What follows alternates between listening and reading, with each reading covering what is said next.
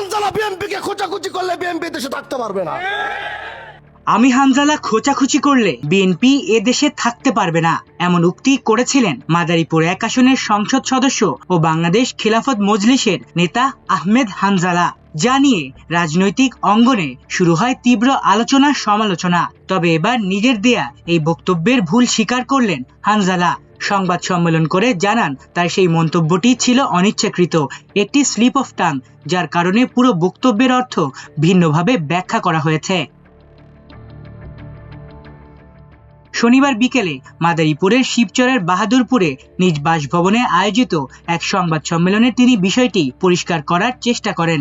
সেখানে তিনি বলেন, আগের দিনের বক্তব্যকে ঘিরে সারা দেশে এক ধরনের অস্থির পরিস্থিতি তৈরি হয়েছে, যা তিনি মোটেই চাননি।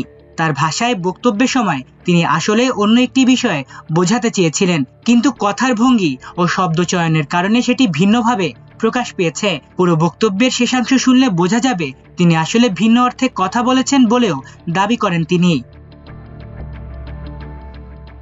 হানজালা বলেন, তিনি মূলত বলতে চেয়েছিলেন, শিবচরে কেউ যদি বিএনপির নাম ব্যবহার করে অন্যায়, অত্যাচার বা অপকর্ম করে তবে তা মেনে নেওয়া হবে না। তিনি আরো বলেন, দেশের বর্তমান প্রধানমন্ত্রী তারেক রহমান দেশে ফিরে যে নতুন ধারার রাজনীতির কথা বলছেন, সেই ধারণার সঙ্গে তারও মিল রয়েছে। তার মতে রাজনীতিতে আধিপত্য, শোষণ ও জুলুমের পরিবর্তে নতুন ধরনের ইতিবাচক রাজনীতি প্রতিষ্ঠা হওয়া প্রয়োজন। সংবাদ সম্মেলনে তিনি দাবি করেন, সংসদ সদস্য নির্বাচিত হওয়ার পর থেকে শিবচরে তিনি কোনো ধরনের সংঘাত বা সহিংসতা হতে দেননি। বিএনপি সহ সব রাজনৈতিক দলের সঙ্গে তার দীর্ঘদিনের সুসম্পর্ক রয়েছে বলেও উল্লেখ করেন তিনি। নির্বাচনের আগে কিংবা পরে কোনো রাজনৈতিক দলকে লক্ষ্য করে তিনি কখনোই বিরূপ মন্তব্য করেননি বলে জানান।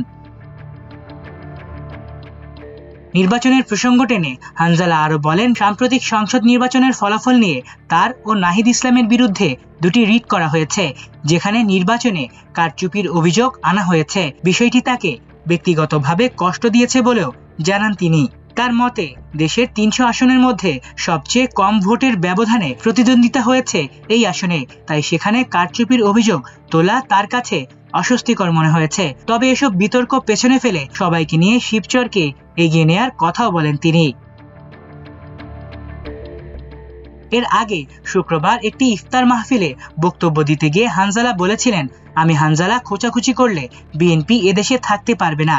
তার এই বক্তব্য দ্রুত সামাজিক যোগাযোগ মাধ্যমে ছড়িয়ে পড়ে এবং রাজনৈতিক অঙ্গনে তীব্র প্রতিক্রিয়া তৈরি করে। সেই আলোচনার ঝড় থামাতেই পরদিন সংবাদ সম্মেলন করে পুনরায় নিজের অবস্থান পরিষ্কার করেন হানজালা। আলিফ চৌধুরী, আমার দেশ।